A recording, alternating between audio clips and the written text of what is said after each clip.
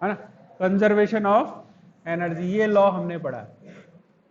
ठीक है, अगर इसको हम मैथमेटिकली बताएं तो क्या बताया था, change in the internal energy is equal to heat plus work done.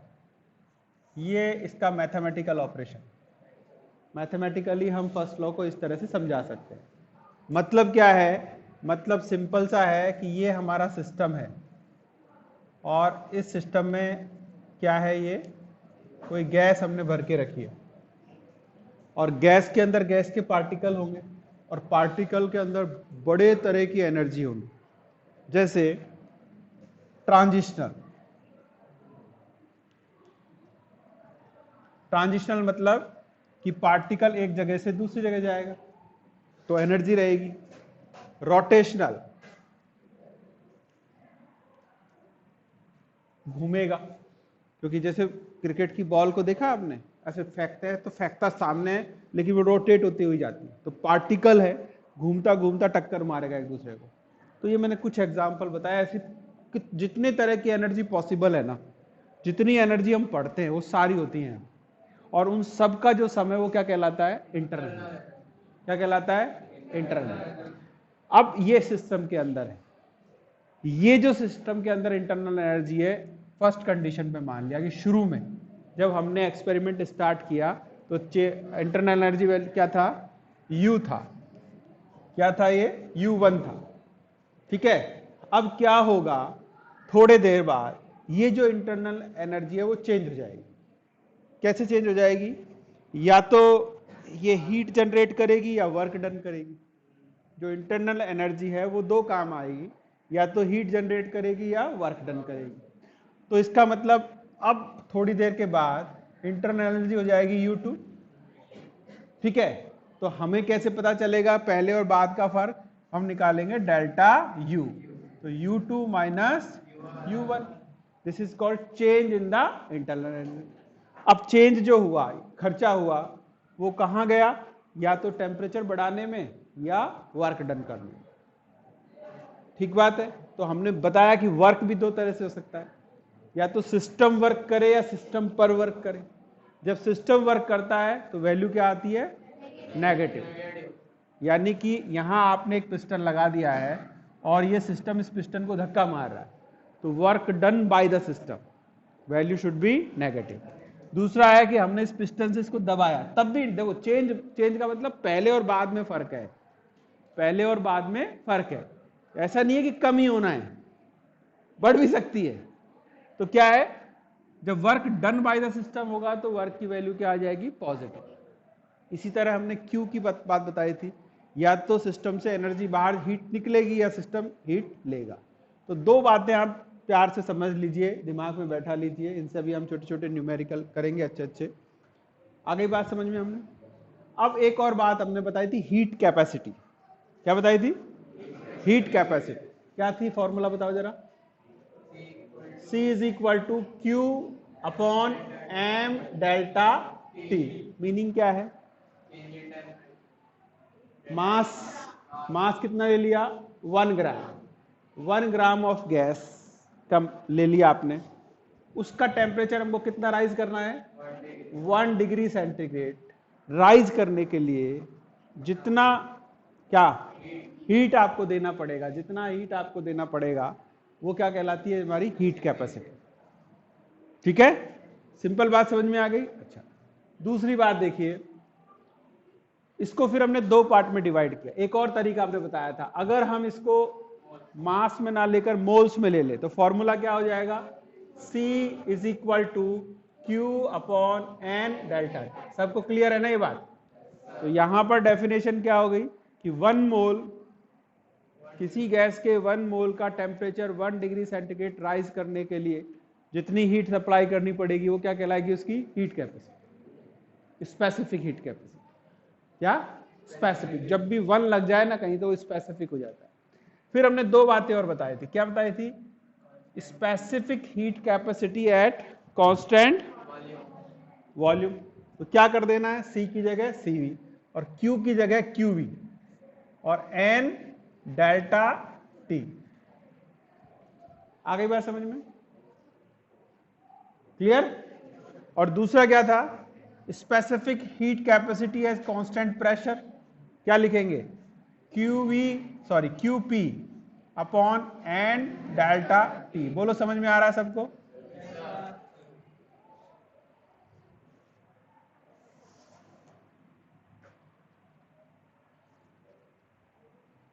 सही है ना? यहां तक सब फॉर्मूले को ढंग से समझ लो, फिर अब न्यूमेरिकल करेंगे तो आपका दिमाग लगाना पड़ेगा आपको। ठीक है? तो दो चीजें हो गई, specific heat capacity at constant volume and specific heat capacity at constant pressure, दो बातें आ गई। अब ये जो यानी एक आ गया सीपी और एक आ गया सीवी, तो एक बहुत इंपॉर्टेंट रिलेशन है, फिजिक्स में थोड़ी स्टार्ट हुआ है अभी ये, थर्मोडायनामिक्स स्टार्ट थोड़ी हुआ है। अच्छा देखिए, relation between CP and CV। कभी कभी ये पूछ लेता है आपसे, एग्जाम में पूछ लिया जाता है कि CP और CV में रिलेशन क्या है। और जो रिलेशन है मैं बता देता हूं पहले ही आपको, वो है CP minus CV is equal to R। इसको भी हम डेराइव करके देखेंगे कैसे आता है। CP minus CV is equal to R, और इसको बोलते हैं Mayer's formula. Mayer's formula, Mayer का फॉर्मूला बोलते हैं।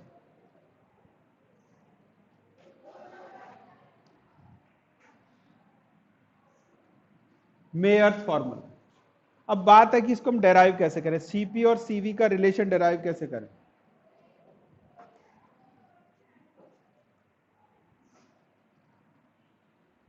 करें स्टार्ट? ठीक है, क्लियर? अब देखो आगे हम और आगे डेराइव करेंगे। जो सीवी है ये क्या है? एक्चुअली हम इसको डिफाइन कर रहे हैं, किसको? हीट को। किसको डिफाइन कर रहे हैं? हीट को। दोनों केसेस में हम किसको डिफाइन कर रहे हैं? हीट को। तो ध्यान रखना ये जो होता है दोनों में हमारे पास Q, क्योंकि देखो डेफिनेशन में समझो, CV तो हमने टर्म निकाली है, लेकिन किसके रेस्पेक्ट में निकाली है? Q के रेस्पेक्ट, है कि नहीं? तो एक अगर हम लिखना चाहें, इसको क्या लिख सकते हैं हम? QV is equal to CV and delta T. सही है कि नहीं है? अरे सही है कि नहीं है? इसको ऐसे रीराइट कर सकते हैं हम। ठीक है, क्लियर? और ये जो होता है ना, ये वाली जो Q है, इसको हम बोलते हैं डेल्टा U। क्या बोलते हैं इसको हम? Delta U। समझ में आ रहा है कि नहीं आ रहा है? बोलो। अरे Q का मतलब हीट, और हीट का मतलब एनर्जी, एनर्जी मतलब इंटरनल एनर्जी। एक और एनर्जी की टर्म हमने बताई थी, एंथैल्पी, याद आ रहा है आपको? तो दूसरा वाला जो है, दूसरा वाला क्या होगा? CP वाला। देखो तो यहां हम लिखेंगे QP इज इक्वल टू, क्या बचा? CP and delta T। इसको इक्वेशन 4, ये हो गया हमारा इक्वल टू डेल्टा H। बोलो समझ में आया कि नहीं आया? है ना? बिल्कुल भी कंफ्यूज, हमने क्या बोला था? देखो हमने क्या बोला था कि जो हीट होती है वो फॉर्म है एनर्जी ट्रांसफर करने का, तो हम हीट को ही तो डिफाइन कर रहे हैं ना। तो एक फॉर्म हो गई इंटरनल एनर्जी और दूसरी फॉर्म हो गई क्या? एंथैल्पी। कांस्टेंट प्रेशर पर एंथैल्पी होती है और कांस्टेंट वॉल्यूम पे क्या होता है? समझ में आ गई? क्लियर है? यहां तक क्लियर है कि नहीं है? अब देखो आगे बढ़ते हैं हमारे पास। अब देखो अगर हम अपनी प्रॉब्लम सॉल्व करना चाहते हैं, हमें पता है कि ये आना चाहिए, तो ये आने के लिए हमको क्या करना पड़ेगा? एक रिलेशन होता है थर्मोडायनेमिक रिएक्शन रिलेशन, किसका? डेल्टा H और डेल्टा U का। उसको हम लिखेंगे, क्या है वो? Delta H is equal to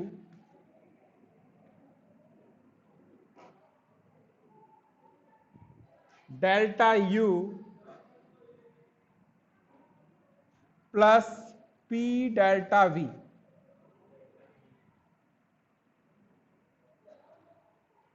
ठीक है,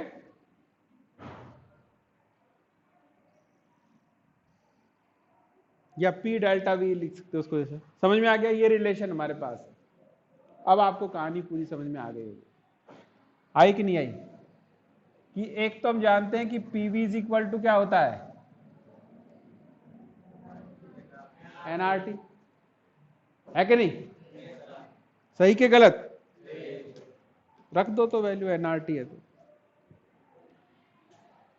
रख दो सबका वैल्यू। डेल्टा एच का क्या लिखेंगे हम, ये, इसको नहीं लिखना है, देखो समझो इस बात को, इसकी जगह हमने ये लिखा है, इसकी जगह तो हमने ये लिख दिया है, तो ये किसके इक्वल है, इसके इक्वल है, तो लिखो।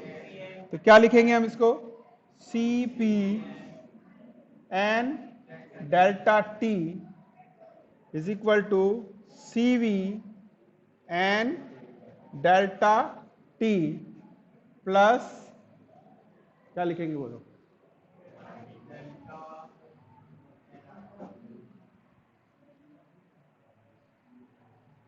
एन डेल्टा,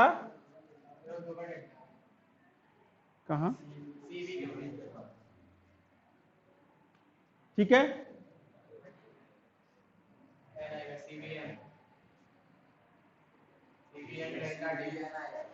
अच्छा एन,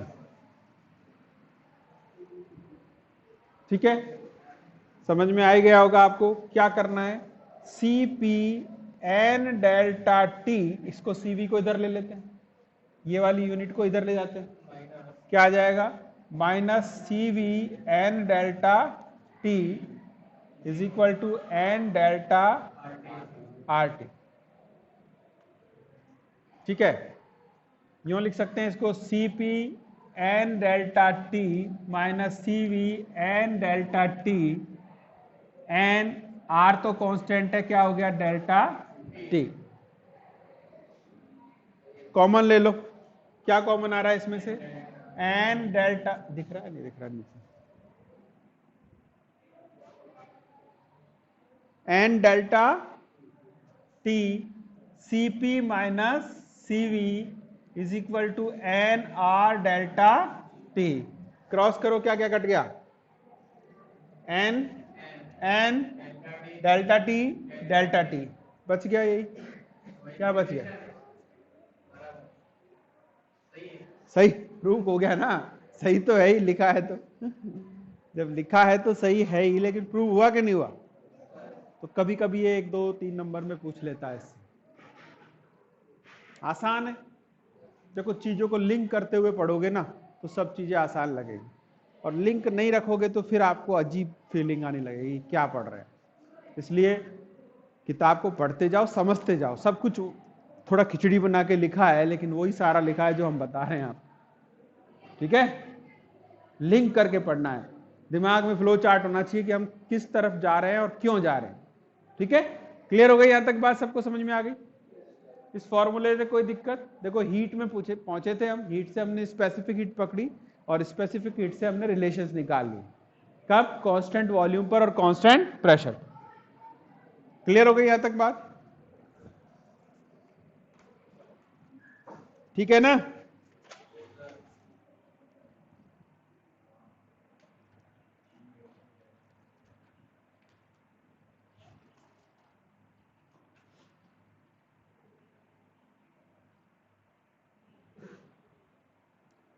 एक छोटा सा सवाल करते हैं, देखें आप कर पाते हो नहीं कर पाते, लिख दूं, बिठा दूं इसको,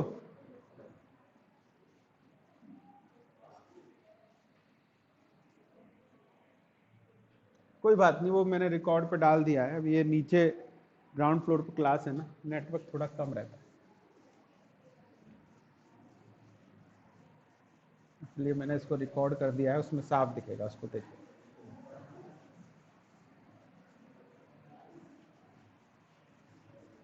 बहुत आसान से सवाल है, देखिए आप कर पाते नहीं कर पाते। 500 calorie 500 calorie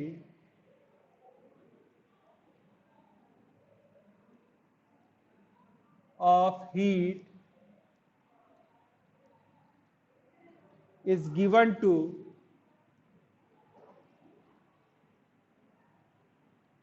a system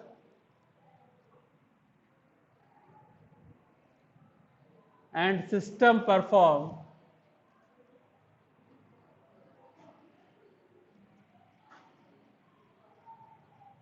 and system perform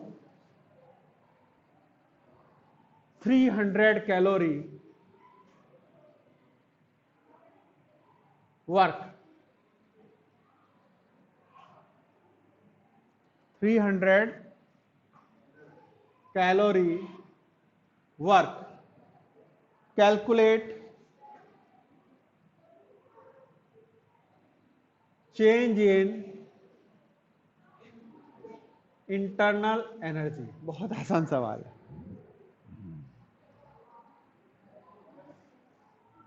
हो जाएगा. बहुत आसान, ये सबसे सिंपल सवाल है जो आपसे पूछा जा सकता है.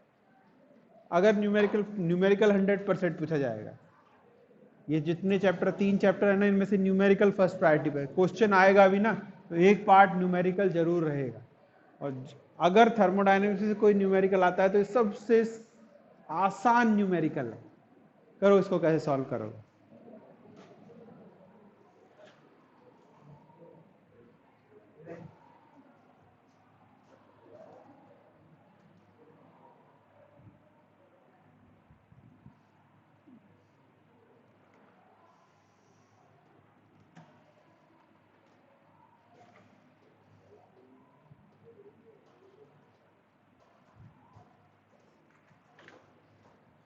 नहीं समझ में आ रहा? आ रहा है सर. बोलो, करो. आंसर पे नहीं, कैसे करेंगे? किसको समझ में आ गया? तुम्हें आ गया? चल करके देख.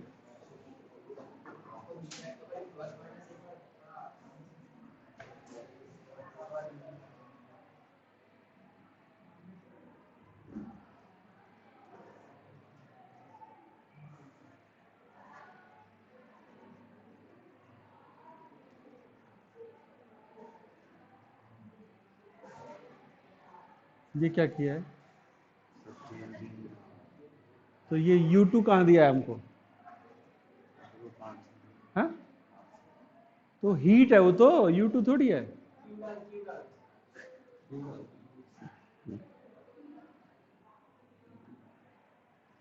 हमें ये तो जैसे साक्षात भगवान ने आगे बता दिया होगा कि ये लिख दे. और कौन करेगा? चलो तो बात. कोई नहीं, बैठ जाए. समझो. Answer is not important. Important है आपको तरीका आना चाहिए. बहुत सबसे आसान. अरे फर्स्ट लॉ पे सवाल है भाई. क्या दिया है इसने? 3 चीजें बोल रहा है. इंटरनल एनर्जी पूछ रहा है, दिया क्या है? वर्क और हीट दिया है. तो इस चीज के रिलेशन को क्या बोलते हैं? First law. Internal energy is equal to Q plus W. ये फर्स्ट लॉ है, तो लगाओ उसको.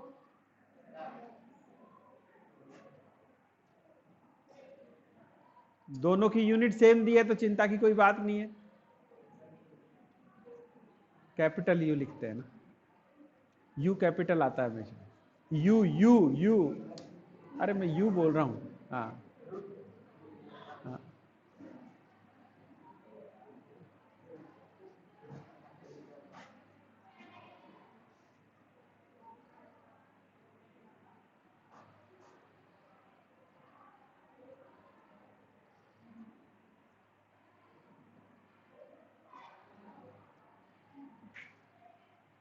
बस इसमें एक ही चीज थी, बस वर्क को माइनस लेना था. ये सोचने की बात थी. समझ में आ गया सबको? ये सबको समझ में आया? तुम्हें आ गया? क्या नाम है तेरा? समझ में आ गया? देखो, सबसे पहले सवाल को पढ़ो. सवाल को पढ़ने के बाद हमको फॉर्मूला देखने की, क्या हमें दी गई चीजों से रिलेटेड कोई फॉर्मूला आता है? क्या दिया इसने हमको? दिया है वर्क. कितना दिया है? 300 ना. 300 कैलोरीज दे सकता है. कैलोरी में क्या गड़बड़ा नहीं जरूरत है. वर्क और एनर्जी की यूनिट तो एक ही होती है ना? वर्क और एनर्जी की यूनिट तो एक ही होती है. तो उसने अच्छा किया कि कैलोरी में ही दे दिया. दूसरा क्या कह रहा है वो? हीट. क्यू भी एक तरह की एनर्जी है. उसने कितना दिया? 500. समझ में आ गया? फॉर्मूला हमें समझ दिया ही है, डेल्टा यू निकालना है. Q प्लस क्या होता है W। बस एक छोटी सी बात है जहां पर सब गलती करेंगे।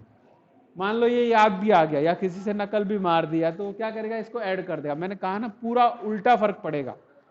थर्मोडायनेमिक्स में जितना दिमाग लगाना है वो प्लस माइनस पे लगाना है।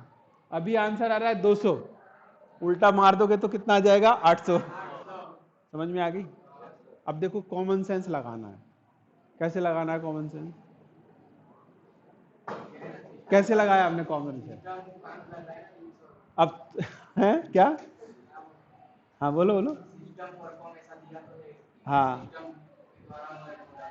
हाँ, देखो पता चल जाएगा कि इंटरनल एनर्जी में कमी होगी ना।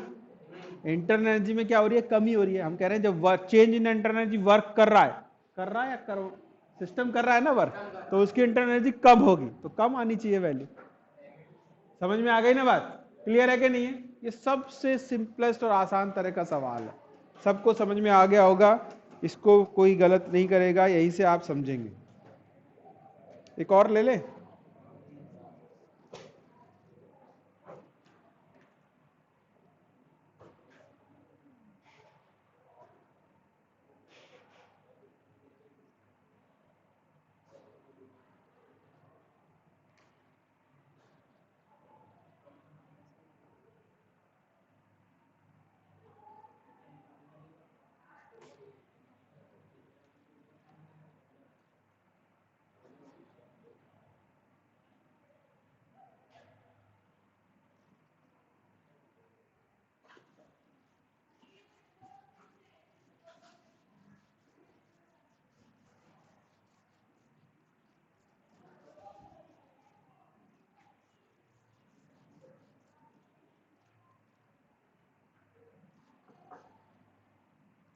In an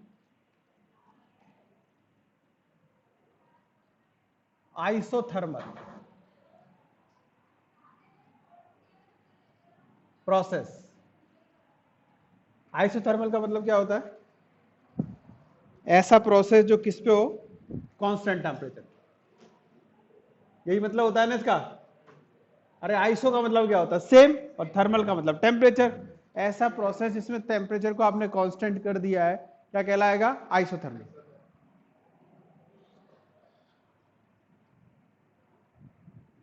one 150 joule of work,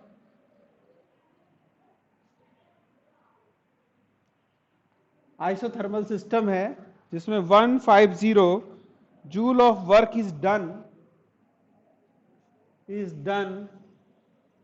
on an ideal gas.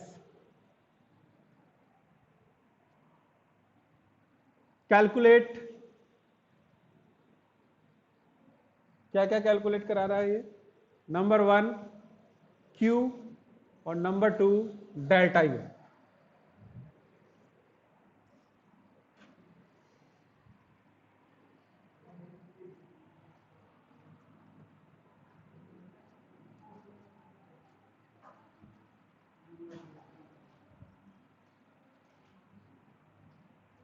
बोलो।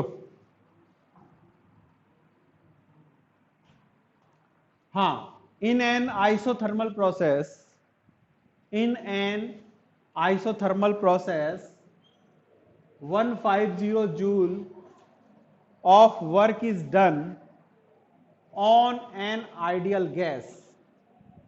Calculate Q and delta U।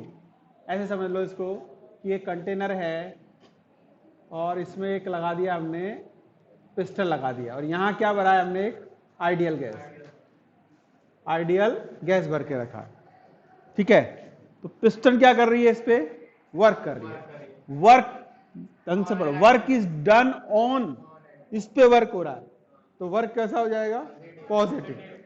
तो ये इस पे वर्क कर रहा है ना? तो वर्क की वैल्यू दे रखी है, क्यू और यू पूछ रहा है। लेकिन मजेदार बात ये है कि फॉर्मूला क्या था हमारे पास? Delta U is equal to क्या था?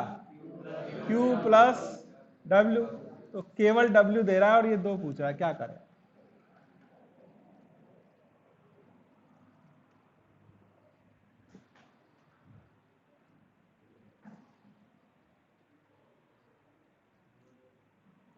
अब ये जो सवाल है ना, ये कंपटीशन का सवाल हो गया।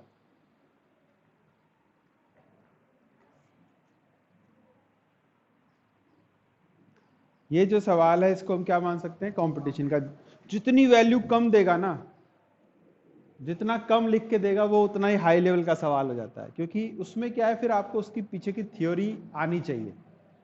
बच्चे को थ्योरी आती है, इसी को चेक करने के लिए वो ऐसे सवाल देता है जो होते तो आसान है, लेकिन बच्चे का दिमाग लगता है। ठीक है, बताओ है आपके पास कोई सॉल्यूशन? वर्क की वैल्यू क्या होगी? वर्क की वैल्यू क्या होगी? पॉजिटिव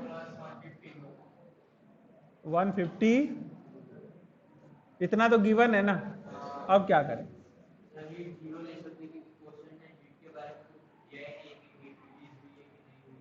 अच्छा, क्यों जीरो ले ले?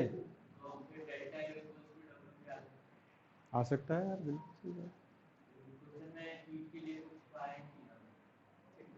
लगेगा तो कुछ ऐसा ही। बोलो क्या होगा? अच्छा बताओ, किसी सिस्टम की जो इंटरनल एनर्जी होती है वो चेंज कैसे होती है, किस वजह से होती है? भाई हमारे कंटेनर में हमने एक गैस भरी है, गैस हमारे लिए सिस्टम है, हम इसकी इंटरनल एनर्जी को चेंज करना चाहते हैं, तो हमें क्या करना पड़ेगा? टेम्परेचर देना पड़ेगा। लेकिन हमने क्या कह दिया है? टेम्परेचर को क्या कर दिया है? कांस्टेंट। हमने कह दिया आइसोथर्मल प्रोसेस है, यानी कि हीट ना देने का ना लेने का, टेम्परेचर इज कांस्टेंट। तो क्या इंटरनल एनर्जी में चेंज होगा?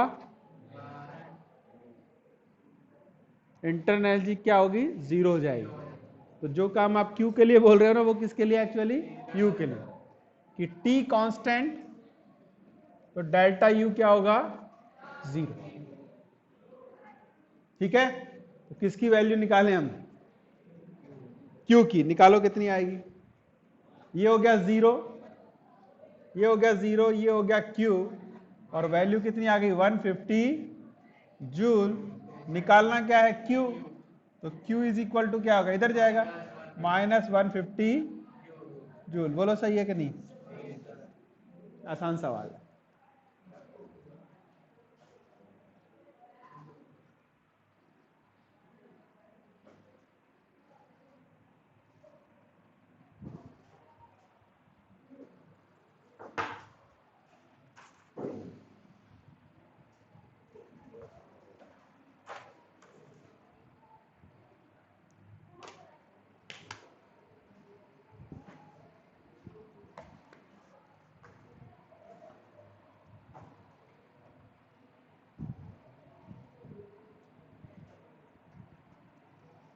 अच्छा ये बताओ, डेल्टा यू जो है यानी इंटरनल एनर्जी है, वो एक्सटेंसिव प्रॉपर्टी हो गया इंटेंसिव? डेल्टा यू जो इंटरनल एनर्जी है वो एक्सटेंसिव होगी या इंटेंसिव होगी? क्यों? अरे all form of energy are कैसी प्रॉपर्टी? ये पहले लिखवाया था पहले दिन कि एनर्जी की कोई भी फॉर्म हो कैसी होती है? एक्सटेंसिव होती है। ऑल फॉर्म ऑफ एनर्जी, जिसमें भी एनर्जी लिखा हुआ है उसको आंख देख के बंद करके बोलना है कि क्या होगी ये? एक्सटेंसिव। बताया था कितना आसान सवाल, कि आप फ्यूल जलाते हो, एनर्जी निकलती है, ज्यादा फ्यूल जलाते तो ज्यादा निकलती है, डिपेंड ऑन अमाउंट, और अमाउंट पे जो डिपेंड करता है क्या कहलाती है? वो एक्सटेंसिव। ठीक है, क्लियर है? बोलो क्लियर है कि नहीं है? अरे हाँ ना तो बोल दो भैया। सबको क्लियर है कि नहीं है ये बात?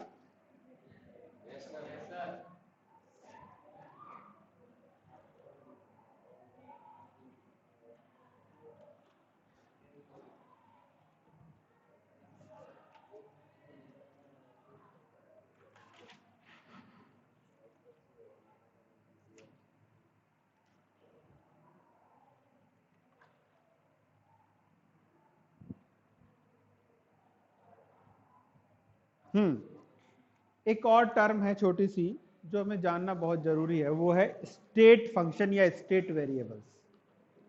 नोट करो, हेडिंग लगाओ, स्टेट फंक्शन और स्टेट वेरिएबल्स।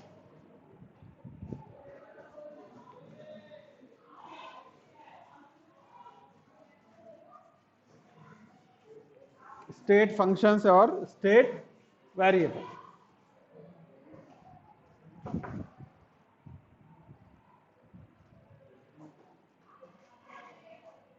स्टेट फंक्शन या इनको बोलते हैं स्टेट वेरिएबल।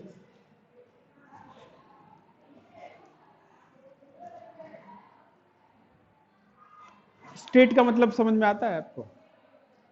जैसे वेरिएबल तो हमने बहुत सारे पढ़े, प्रेशर पढ़ा, वॉल्यूम पढ़ा, सब पढ़ा ना। वेरिएबल मतलब जो बदलते हैं, कुछ करने पर जिनकी वैल्यू चेंज होती है उनको वेरिएबल बोलते हैं। अब कुछ वेरिएबल होते हैं स्टेट वेरिएबल्स और कुछ वेरिएबल होते हैं पाथ वेरिएबल्स। कैसे होते हैं? पाथ वेरिएबल और स्टेट वेरिएबल्स। समझ में आता है दोनों का डिफरेंस? समझो, एक वेरिएबल है, यहां पर उसकी वैल्यू कुछ है और थोड़ी देर बाद उसकी वैल्यू हो गई कुछ, तो दो स्टेट हो गई ना, कि एक रिएक्शन के पहले वैल्यू और रिएक्शन के बाद की वैल्यू। तो इनको बोलते हैं हम स्टेट वेरिएबल। इन पर इस रास्ते का कोई फर्क नहीं पड़ता, पाथ का कोई फर्क नहीं पड़ता, ठीक है। और दूसरे वेरिएबल होते हैं जिन पे पाथ का फर्क पड़ता है। सपोज एक एग्जांपल लेते हैं, हमने एक सिस्टम के लिए ग्राफ ड्रॉ किया, पोजीशन रखी ए कंडीशन ले ली और ए कंडीशन पर इसकी इंटरनल एनर्जी को मान लिया हमने U1 मान लिया। क्या मान लिया? U1 मान लिया। और यहां से चलना शुरू किया, ग्राफ ड्रॉ करना शुरू किया, ये पहुंच गया बी पर। अब इसकी इंटरनल एनर्जी क्या हो गई? U2।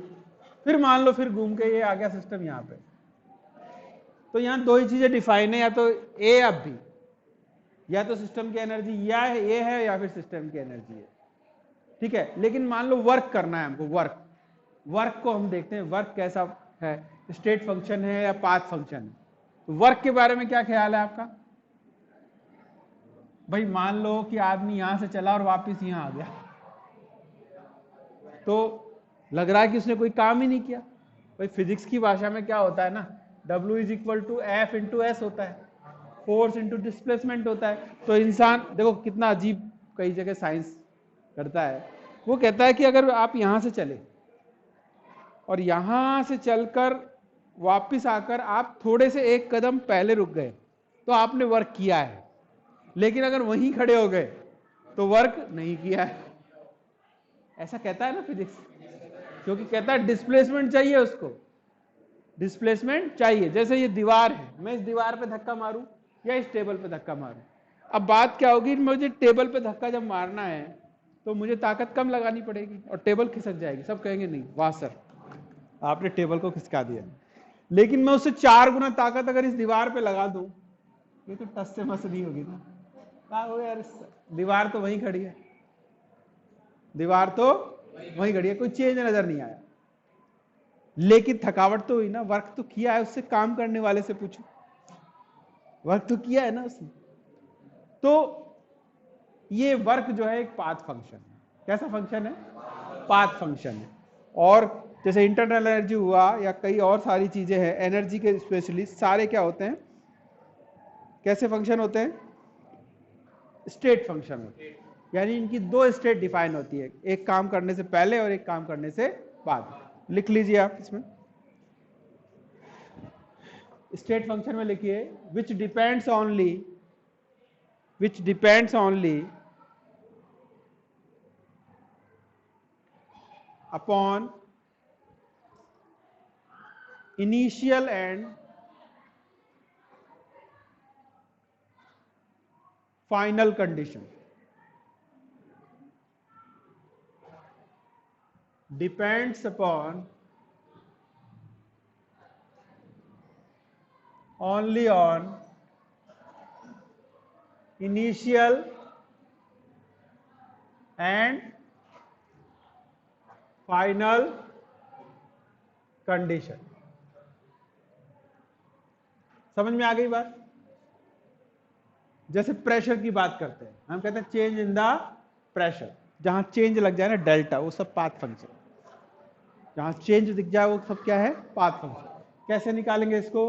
P final minus P initial, या कहीं इसको P2 दिया होगा, P1 दिया होगा, ठीक है। इसी तरह delta V, V final minus V initial, energy भी चेंज होती है। Delta E, E final minus E initial, है कि नहीं। इसी तरह entropy, delta S, S final minus S initial.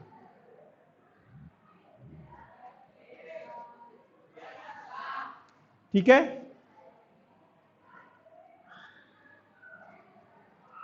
यहां तक बात समझ में आ गई सबको, क्लियर है एकदम।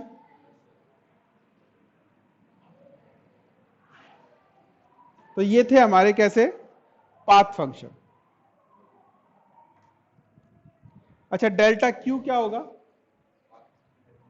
सॉरी डेल्टा क्यू क्या होगा, ये सारे थे स्टेट फंक्शन। डेल्टा क्यू और डेल्टा डब्ल्यू क्या होगा,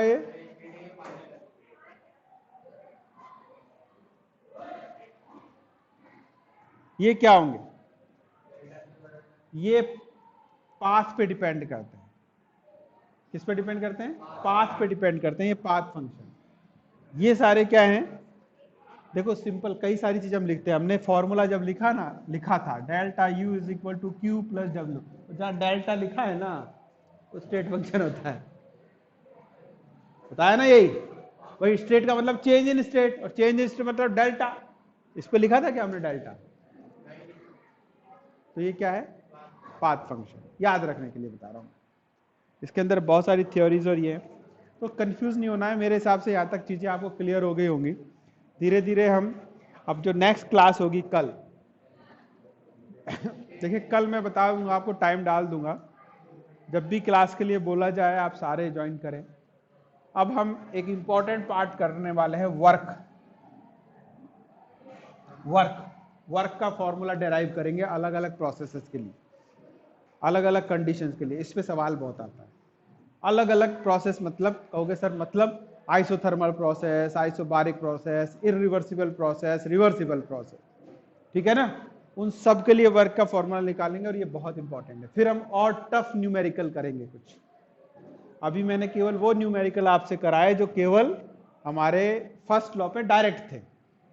अभी हम दो चीजें और ऐड करेंगे, एक तो वर्क वाली, ठीक है, जिसमें पहले वर्क निकालोगे, वर्क के बाद वैल्यू पुट करोगे। एक और, हालांकि यहाँ इतना नहीं है, फिजिक्स में ज्यादा है वो, एक और होता है CP upon CV is equal to gamma. एक रिलेशन और होता है सीपी और CV, CP upon CV is equal to क्या होता है, गामा। अब ये गामा क्या है, गामा कहाँ काम आएगा, ये समझो कि हम जितनी चीज पढ़ रहे हैं ना वो गैसेस के लिए पढ़ रहे हैं।